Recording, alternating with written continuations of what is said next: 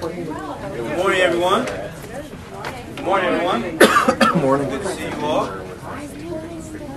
Most of the faces are familiar here. You all know me. I'm Keith from the Education Department and also a part of the Faculty Development Team. Good morning and welcome to Primetime at BU at the library.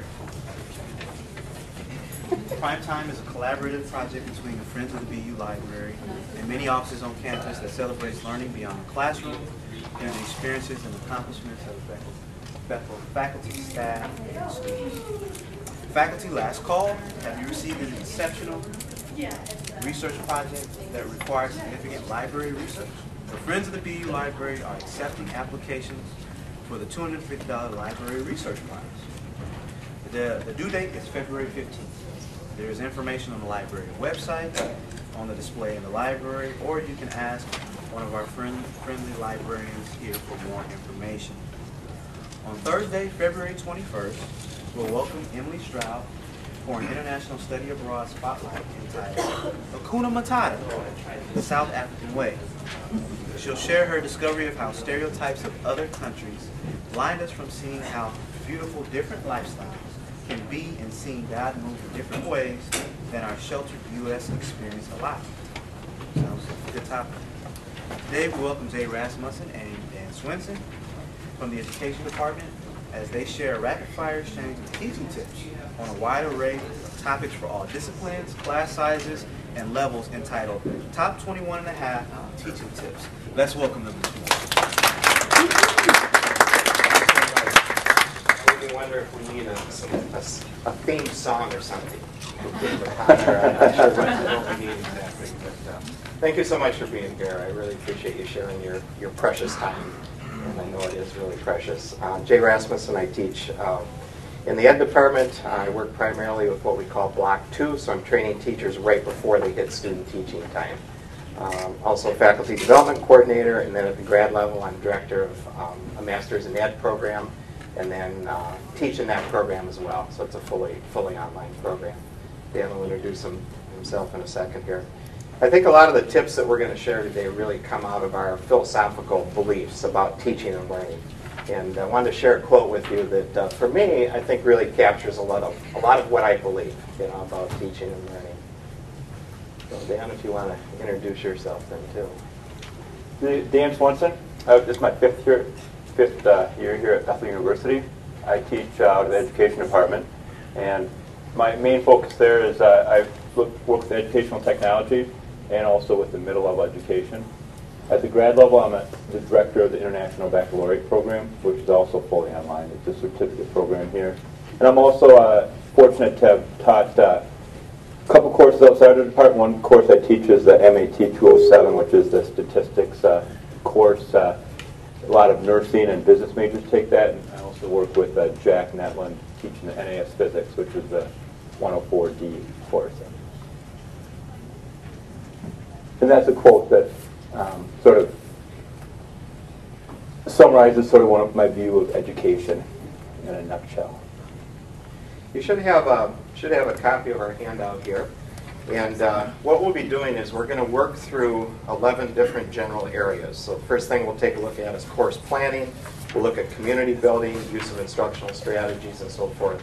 So for each of these major areas, we'll each be sharing a tip. So we're going to try to keep it rapid fire. I don't know if either Dan or I are rapid fire people, but that's what we're going to try to do anyhow. And we'll try to get through as many of these as we can. We'll kind of stop at the midpoint just to see if you've got some questions, that type of thing. And if for some reason we don't get through, we're going to turn this into a narrative PowerPoint as soon as we can both find a little time to do that. So that would be available too. But let's go ahead and jump in. We'd like to start with the learning target. Both Dan and I actually use learning targets quite a bit in our instruction. And it really helps, I think, add focus for the students. They get a good sense of, like, why am I here? What am I supposed to get out of this? So we do have a learning target for you, and we're pretty serious about this one. We would like you to commit, to trying 1 to 3 of the strategies that you're going to encounter today. And we're actually going to come back to this one at the end. So do have in mind a couple that you'd like to try. In all likelihood, all 22 of them that you're going to see today would not work for you. So make some decisions about what works for your personality, what works for your course content, what works for your students, what works for your class size, all of those issues. So do try to identify some that would be of value. Starting off with the idea of course planning, I'd like to throw in the concept of curriculum mapping. And if you're not familiar with this, it's, in my mind, just a fabulous way to build a new course. So anytime you have that luxury, or maybe that job, I think a fabulous way to start a new course is with a curriculum map. And this is probably about the simplest style map you can use, but it really starts off with you very clearly thinking, what objective am I going to have? And you're going to build out a list of objectives, and then you're also going to build out, I suggest, kind of one essential question for each objective. And that essential question is really the heart of what that objective is about. It's something that you can share with students then when you get into individual class sessions. So it should be worded in a way that they're really interested in it. The next jump then, this is really what kind of makes it backward design, is really thinking about assessment. So you've got an objective in mind, and then you're thinking right away, how would I know if they have accomplished that? In other words, what is the evidence that I could examine to know that they really have been successful with it? And then we start thinking about what kind of content would be necessary for them to be successful as they're doing that particular assessment. And then we start thinking what kind of instructional strategies are really going to help build the skills that they'll need to be successful with that, and then thinking resources. So it's a great tool when you're building a brand new course, but anytime you're doing course revision, this is what I actually will come back to. Our whole department right now is revising our entire LED program, and for us to understand what one another we're doing, we all actually built curriculum maps for existing courses, and then we shared those maps with one another, so we had a good clue of what our colleagues were actually doing. This next graphic just illustrates in more detail what Dr. Rasmussen was talking about. The way I like to think about this, one thing my wife and I are trying to do with our 3 kids, Anna, Joe, and Eric, they're 15, 13, and 11 right now. Having a math background, we sort of tried to keep that odd, even thing going. But we're trying to get them to all 50 states by the time they're 18. Right now, we're at about 43. And one thing we do a lot of is we plan trips. And when you plan a trip, you can't plan the activities first, because if you're going to be in Florida, you're going to have very different activities than when you're in Alaska or Maine. And so it's the same thing with planning the course that Jay just referred to, is that you really need to think about those targets, where you're going first. Once you figure out where you're going, the other things are going to fall into place, and Jay sort of talked about these pieces already. So the part that's really backwards about it is the idea of you're starting with the end in mind. But the other part that's backward is, in our mind, we normally go from thinking outcomes to thinking how are we going to accomplish it. And then we throw in assessments, right? Kind of as an afterthought often. So it's kind of backward in a sense that you're very quickly getting to that idea of what assessment is going to match up with it. And that will really, if you're producing your assessments in that second step, it really will drive the activities that you're going to do for teaching and learning. When you think about community building, one strategy I've had good success with is, I'm going to call it speed dating here for lack of a better name. And I'm just going to demonstrate super quick how it goes. So if you were my class here, I'd have everybody number off 1, 2, 1, 2, 1, 2. So I'm going to pick on you guys here. So you're going to be a 1, you're a 2, you're a 1, you're a 2, you're going to be a 1. Okay, so I would do that with my whole class. Then what I'm going to do is I'm going to have the 1s come up, if you could, please. So 1s come up.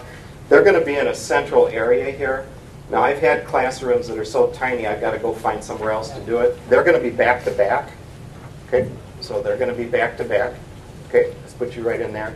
Okay, and then 2s, why don't you come up? Dan, why don't you be a 2? What the 2s are going to do is they're going to align themselves with one of the persons that's right in front of them there. Everybody's going to have a person. And then this is one I like to use at the start of the semester, but I'm using it now too as a review activity. So start of the semester, I have them, I can do it for up to about 30 people or so. And then what I would do is I give them a question at the start of the semester. First of all, they introduce themselves, then they get a question like, how would your best friend describe you? So they go ahead and talk a little bit. They're just talking away right now. And then I say, let's rotate. Okay, so they go clockwise then, clockwise. Boys and girls, we're going clockwise here. Same thing happens. Another clock. And then they get a new question at that point. So it might be a question like, I'd like you to describe one of your passions in life, and where do you think that passion came from? Okay, so they kind of talk away a little bit. We rotate again. Then I might give them, now I start coming into my course a little bit. So I might say, as you think about this course now, think about something that you would be really excited about, as you're coming into this course. What would be something? They talk about that. Okay, so I keep going with those introductory things.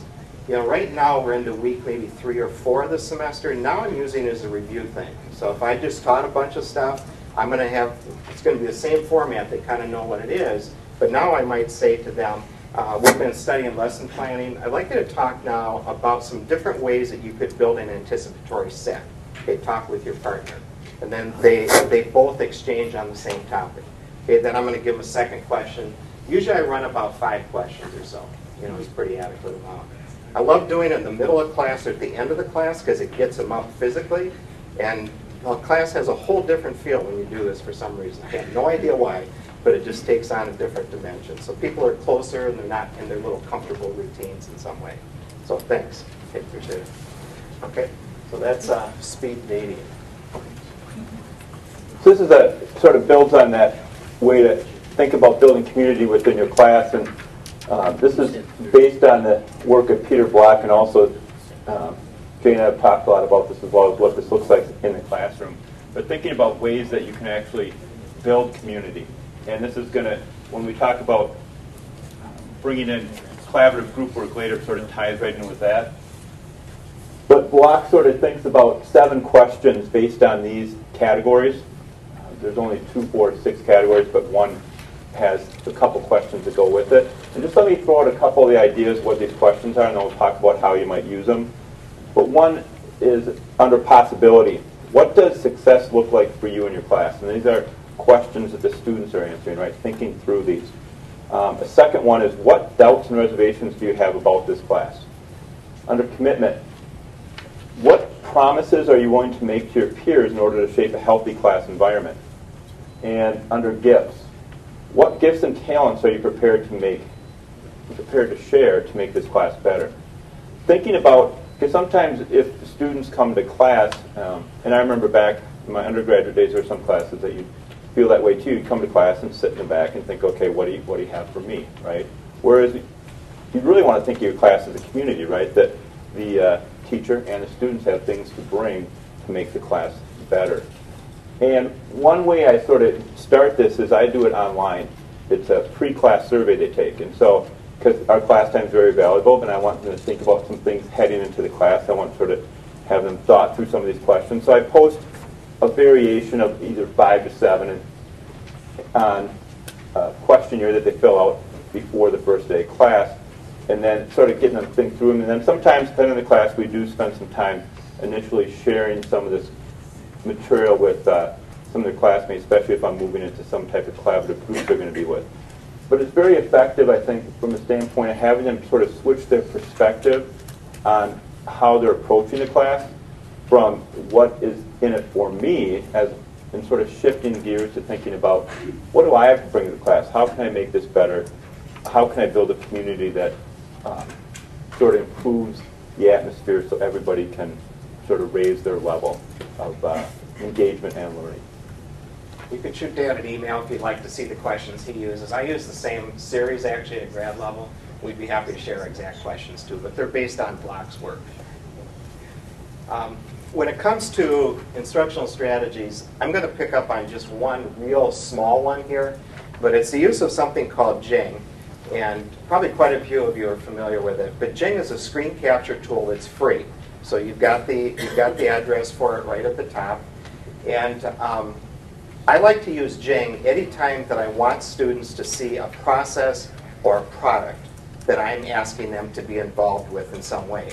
So let me give you an example. So I have students writing a paper. I want them to use APA style. They have very little idea of what to do with APA style. So it's a process or product that I want them to really see. So just a real simple way that I use it, and I'll just show you what it kind of what it would look like here. Welcome to this Jing. The purpose of this presentation is to familiarize you with some citations that it's possible you use in your paper, and also to talk about some common errors that students have as they work with APA 6, especially in a reference section. Let's take a look at our first example here. So I use it for APA style. I use it for a number of other things as well too. And students tell me that they really appreciate it because it gives them a chance to go back and look at things again, as they need to. So like I said, any kind of a process or any kind of a product, works particularly well for this then.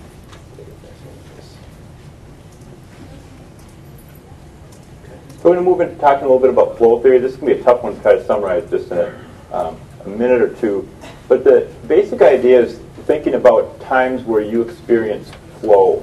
And a lot of times you'll associate this with artists or athletes that get so focused on what they're doing that they sort of lose track of time, that they're so immersed and involved in activity. And thinking about ways you can bring that into the classroom with different activities or assessments where you get the students so focused and involved that there's a lot of benefits if you can sort of have students experience the flow they're talking about.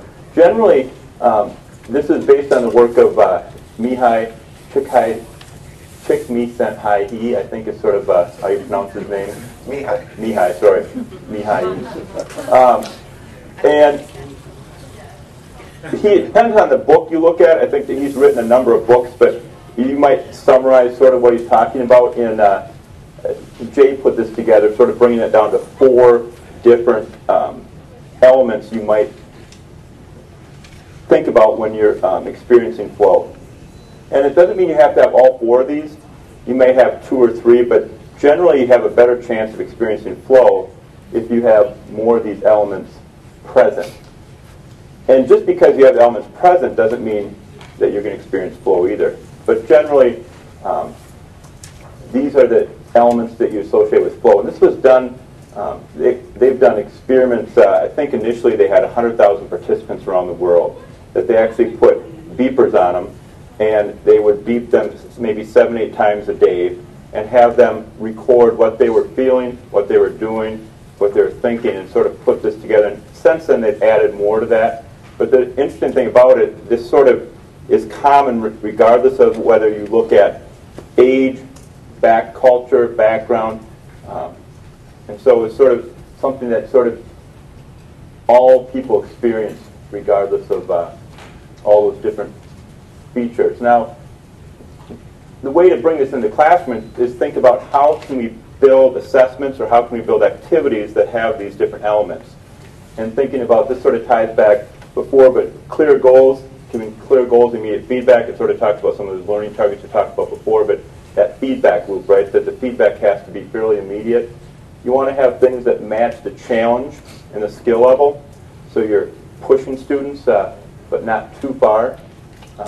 You want to build things that require really to immerse yourself in it, to really require a concentration level that's fairly high, and involve some type of personal control. Those are all elements that really are important if you're going to get students to experience flow. I like to really think about these components, especially when I'm designing a new lesson. I like to intentionally think, have I established goals that the students have bought into? It's not just me laying out what my objectives are for them, but have they really bought into it? So as I'm designing something new, I really like to think about these different dimensions. And then I also use it when something doesn't work very well in my class. And what I have found is if something's not working, almost invariably I'm missing something. And the one that I struggle with the most, this is me personally, but is giving some kind of control to the students. I get kind of bossy sometimes when I'm teaching. But I found that often it works better if they've got some choices, that are actually involved. So these components can be helpful in initial design, but also if something's not working. What I've found is often you can just tweak one little thing. Maybe it's too hard, maybe it's too easy, maybe I need to differentiate a little bit within the class, but it's super helpful that way too. In terms of facilitating discussions, that's a big challenge for all of us. And this is how I like to think about it anyhow. I like to think about trying to build habits that students follow when they come into my classroom. And I'm convinced that students have different habits in different classrooms with different instructors. And I think they establish a habit very early in the semester. And sometimes they get a habit of, I'm going to come into this class, I'm going to sit in the back of the room, and I'm not going to say anything. That's a habit. Once they start with that habit, it's hard to shake them out of it. You've got some others. Their habit is to come sit right in the front, be involved, smile, take notes, all that kind of stuff. That's a habit in some way. So what I try to do with this communication type thing is really get them into the habit of speaking very early. So even in the first class of the semester, within 15 minutes, I try to get them talking because I'm trying to build those habits. Now it's hard getting people talking in a big class because they're scared. They don't know how people are going to respond to them, how you're going to respond to them. So I personally really like to start off a semester with partner work. I'm still in partner work in most of my classes right now, but I'm giving them something pretty specific to talk about with a partner, and then we come back whole group, but then it's more, now tell me a little bit about what your partner said. How good of a listener were you? So I'm getting them used to talking in the room. I'm getting them used to talking in the larger group a little bit. Then I'll take them up to 3s or 4s. They start to feel pretty comfortable with that. They're starting to talk more. Then I can get a little more whole group discussion going. But I think it's always key that you give them just some really clear prompts. They've got to have some time to think about it, because you're going to have some students that are pretty slow processors, some that are pretty fast. So I think it's helpful to give them time. Anytime I come with a real tricky question that I want a whole group to respond to, I'll usually write it down, or I'll tell them, you know, I've got a pretty hard question, that's how I say it, and I just want you to think about it a little bit. In fact, I don't want you to say anything now. I just want you to get something in mind. How would you respond to this question? Okay, I give them some time. It feels like forever, even though it's 15 seconds. But then I hear responses, and they've had a chance to rehearse it in their mind. Okay, they're not worried about sounding stupid, you know, when they articulate their thought. So that works. And I do think, too, whether you've got partner things, you've got small groups, that idea of coming back to large group, I think, is important, because they care about what those other people were saying in those other groups. So that's a time that you can get a little more whole group type things going, too. So once you start kind of along these lines, it gets a lot easier in the semester to throw out a general question to the whole class and actually have somebody answer it. You know, it's a lot easier because they have a habit of talking, you know, when they're in the class at that point. So I think Dan's going to get a little more specific too. So this sort of extends what Jay's talking about. And one thing that has worked for me and other teachers is using some of these thinking routines that are developed out of Harvard. Harvard developed, it must be a couple dozen thinking routines, all research-based on ways that individuals think in different disciplines. For example, the way you might think in mathematics might be different than the way you think in education or psychology or science. And so they sort of thought, what kind of routines do people go through when they think about things? And so, for example, one that I use sometimes is called a Connect, Extend Challenge, where a student would think about what connections they're making to the material or the content. And it could be reading, it could be watching a video, it could be a object they're thinking about, it could be work of art. There's all different ways to approach it. So get them to engage with material. A lot of times I'll do this outside of class. And so they'll have something to read or watch a video, and they'll use one of these thinking routines where they try to think through, engage with material. And sometimes I'll even have them post. And so they'll think through it, they'll do this like connect, how do they connect with it? And they answer some specific prompts. How do they extend? In other words, how did this, what they read or what they looked at, how did that extend their thinking, or how did it push them in new directions? And then the challenge would be, what's still challenging me? What questions do I still have? What wonderings do I have about this material? They sort of go through this process. They post on the Moodle site. You could have them respond to one or two people. So they're starting to think, engage outside of class. And then when they come to class, you can then follow up. It depends if you've already done some of this online. That could be online on a Moodle discussion, or you could bring it to class. And then you sort of what Jay talked about, you can bring it at some point either in the small groups or the big discussion that they've already thought about this outside of class, they've talked about it, and now you can come back and talk about, sort of tie it together with the whole group. The really nice thing about the thinking routines, and they actually call them visible thinking routines, because the whole point is to make your thinking visible about something. So it's nice both for their peers, because their peers can sort of see how they're classmates are thinking. But it's also nice as a teacher because I can actually see how the students are thinking. If they're really making the connections I want them to, how this is extending their thinking. Is it pushing them in new directions? And you can really see that, and that's the whole point of it, right? That making it visible. So that's been a nice piece in sort of classroom discussions and both Moodle in and outside the classroom. And then a lot of these routines are laid out in a book, basically by this title that you can look, can find on Amazon. Dan and I are running a book study group now too with a lot of these strategies. Most of them are very simple. Gretchen's actually tried one of them already and had good success with it. And so I do think it's a book really worth looking at. The first couple chapters in it are amazing on the learning theory that they lay out.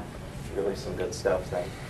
Yep. In terms of building student relationships, I think it's a really critical part of the learning experience for your students. And to me, learning is all about engagement. That's what we want. The more somebody is engaged in whatever it is, the more they're going to take from that experience. And within any single course, I like to really think about 3 critical points of engagement.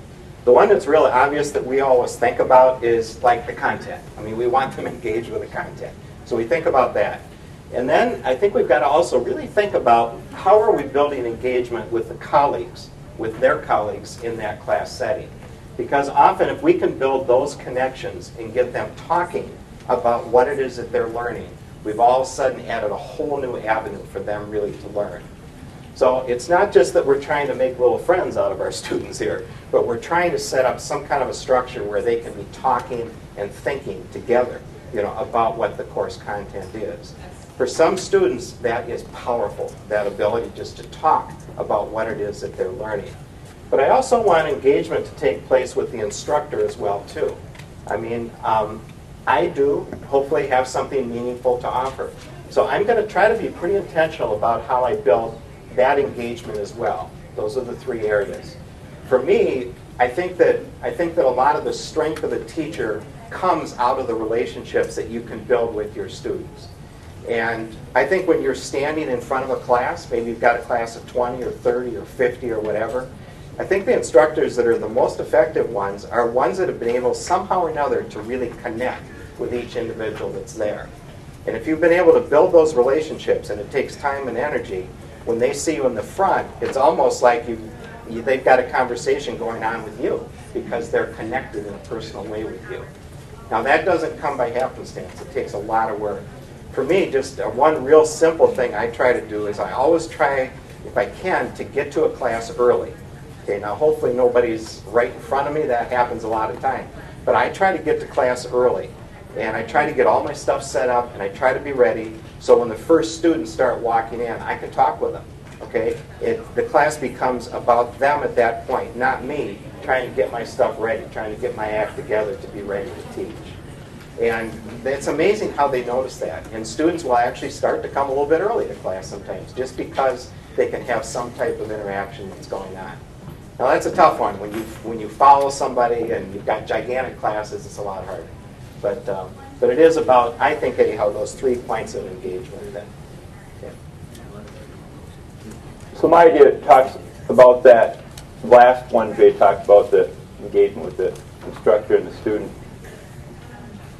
The summer before I started here at Bethel, a friend of mine is a chemistry professor at McAllister, and he talked to me about an idea that he occasionally used, and that was that he would take one bigger class that he had, either a semester once a year, and actually meet individually with each of the students. So what I decided to do was and I've done this a few times now, is I pick one of my biggest classes. And for example, that first semester I came here, it was the MAT 207 stats class with about 35 students. And what I had them do is that they were required to meet with me for 10 minutes. All right? And it was a big time commitment, but it definitely paid off. And so they'd each set up an appointment where they'd come in, and over the first 2 weeks, they'd have to come sit down and talk to me with 10 minutes in my office. And it was actually an assignment. So it was an assignment that had points on it. In the end, it was a very small amount because there's a lot of assignments in there, but it still was an assignment. And it paid huge dividends over that semester, and I've done it since with other classes as well. But it was nice in a big class like that just to have a chance to connect. And it was really just about them, sharing a little bit about their background, what brought them here to Bethel, you know, a little bit about their high school experience, what other class they're taking, what do they want to do after Bethel. And it was a really nice way to connect. And like Jay talked about, I think it made the whole class run better once you start making those initial connections, sort of that buy-in.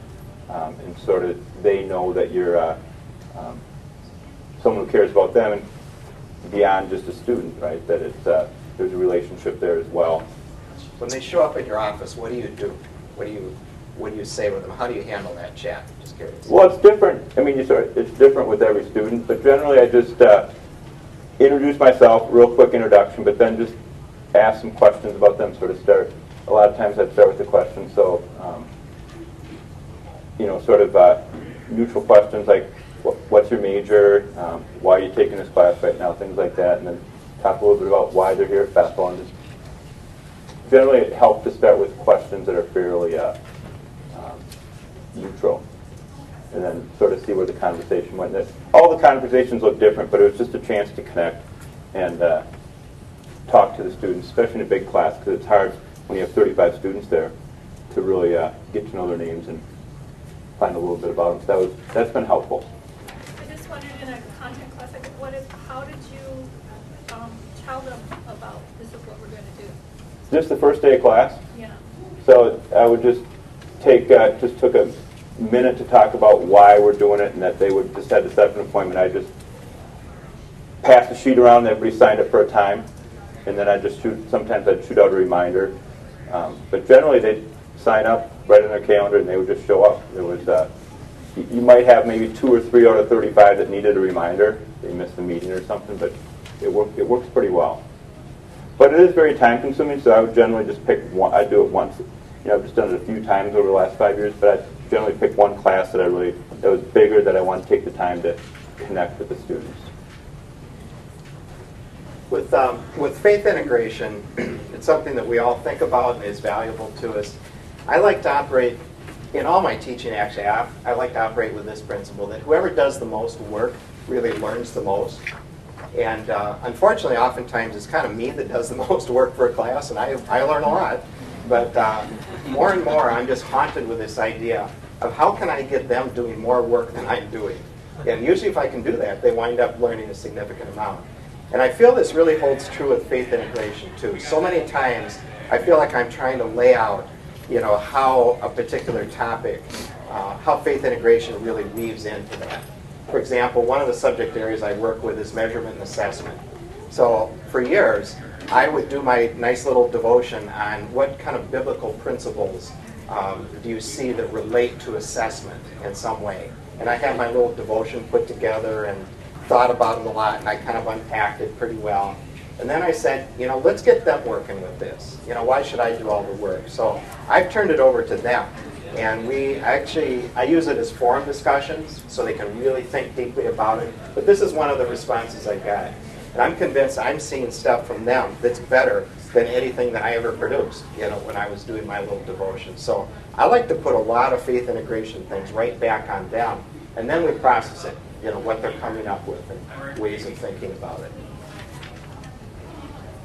So this is not exactly faith integration, but it's a way to bring faith and faith into the classroom.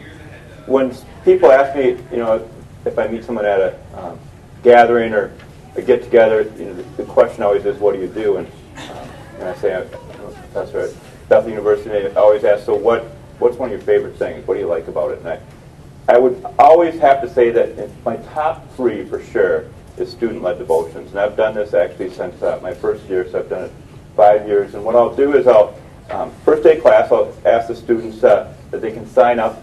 It's a voluntary thing that they can sign up to share a devotion sometime during the semester.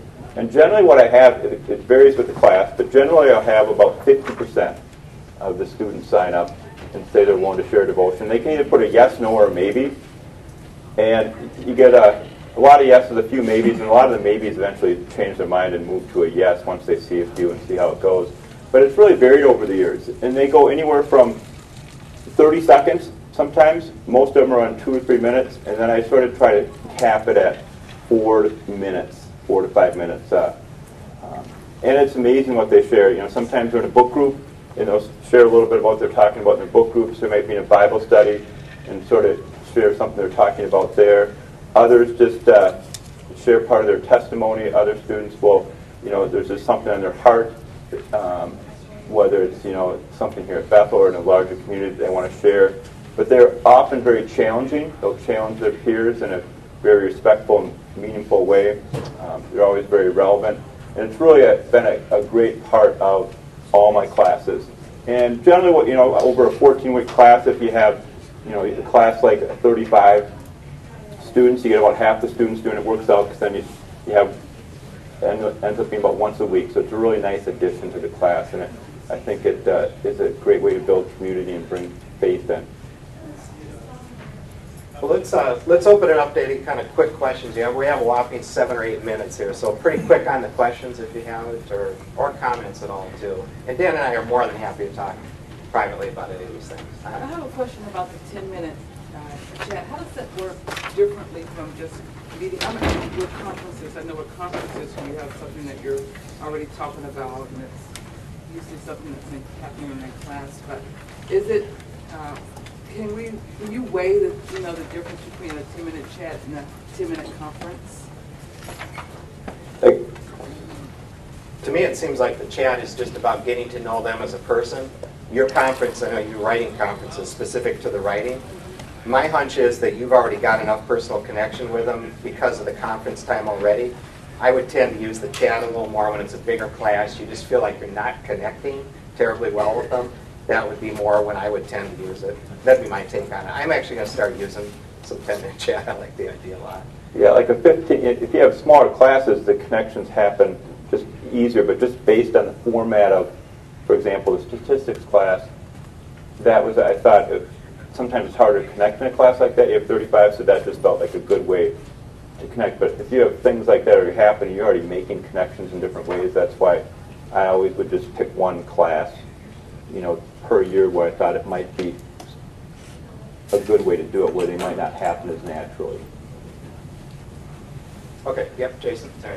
Yeah, just a quick thing on the speed dating. I'm trying to picture how much time you spend, what goes into how much time you Yeah, spend. I only use about 5 or 6 prompts normally, and I would say the whole thing start to finish is maybe 10, 11, 12 minutes. So maybe 1 or 2 minutes per question. Yep.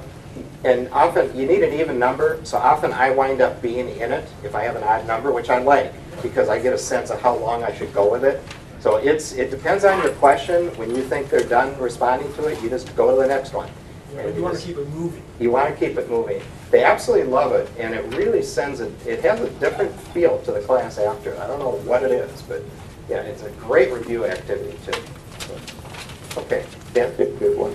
Oh, okay, I'm sorry, Bruce. No, Okay. it's tied to Jason's question about speed dating.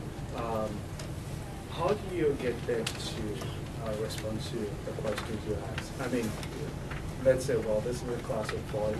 Yeah, they're standing right in front of a person, and they start talking. No, but how do you get the response? Because, well, how do they debrief the class? Because you are answering their questions. They're responding to each other, so how do you get their feedback? Yeah, a lot of times I don't do a group processing after that. Sometimes I will, and I'll say, is there anything that you didn't feel quite comfortable talking about?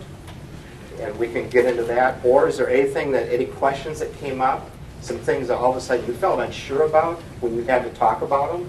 So I'll do it that way as well, too. So, yeah. You want to go back to them, think about which ones they want to. Yeah, we're looking at probably 5-6 minutes at this point. Why don't we do one more, Dan, and then maybe we can just kind of hear from you a little bit as to which ones you're interested in. Dan and I will make this into a narrated PowerPoint, and we'll probably send out something on C faculty. So the ones you didn't pick up on, you can come back and certainly work with them too. Let's do one more. So we're going to move into cooperative group learning. And one thing I've done over the years is a lot of collaborative groups. And I think if I reflect back, I think what I was doing was okay. But I remember talking to Dr. Weiss a couple of years ago with some of the stuff, some of the research she'd done, and some of what she was doing in classes, and I think I improved a little bit. And then there was another staff development opportunity this fall that I dug a little deeper, and I think I was able to take it to the next level and really had a great experience with bringing in the cooperative teams in my statistics class I taught over interim. And it was a perfect time to try it out because A, it's interim, and you have a lot of time to spend with the students, and it's also a bigger class. I think we had 30 in that class. And so from day one, they were in cooperative groups, and this sort of builds on the work of block. And so when you think of that community building, we took some time online to have them answer some of those questions that we talked about earlier. And then we brought some of those into class, and we actually spent some time the first couple days to actually develop a team charter to talk about community, to talk about some of the responses to the prompts that we used based on block work. And they spent the entire semester, or in this case interim, in those groups. And they were in teams of, I think there was teams of 4 and then a couple teams of 3. And they worked together on projects and activities in those groups. They also did some discussions in those groups. And the nice piece, too, is obviously there's a lot of material they have to present. So, you know, just based on the work of Dr. Weiss, so similar model what she uses in some of her classes, you know, maybe I talk for 10, 12 minutes, and then give them 3 or 4 minutes to work in those teams. And across all those different areas, you know, I think I was very happy with how it worked. I actually got some feedback. Midterm, I did a midterm sort of evaluation. Got really positive feedback from the students on how their groups are working and how it was working for them to connect and engage with material. I think we're getting our cutoff sign here. I think both Dan and Sarah are great resources on this if you want to do some teamwork with them. They've got it down. Well, Sarah's a great resource. I've sort of just used her information, some of her research, but it worked. I know it worked very well for me over interim. Okay. Well, if you need to leave, I sure want to respect that. Feel free to do that. If you've got a couple minutes still, we would like you to think about these questions here. Not going to hold you to 3 strategies because you've kind of heard about half of what we have here.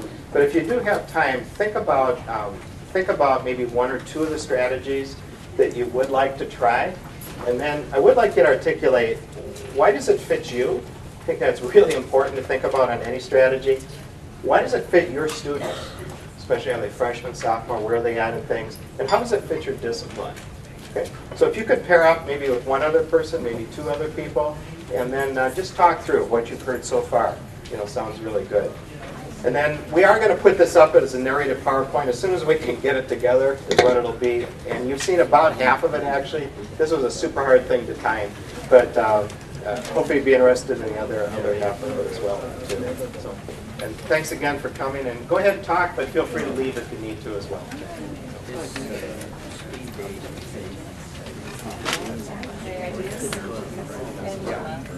Yeah.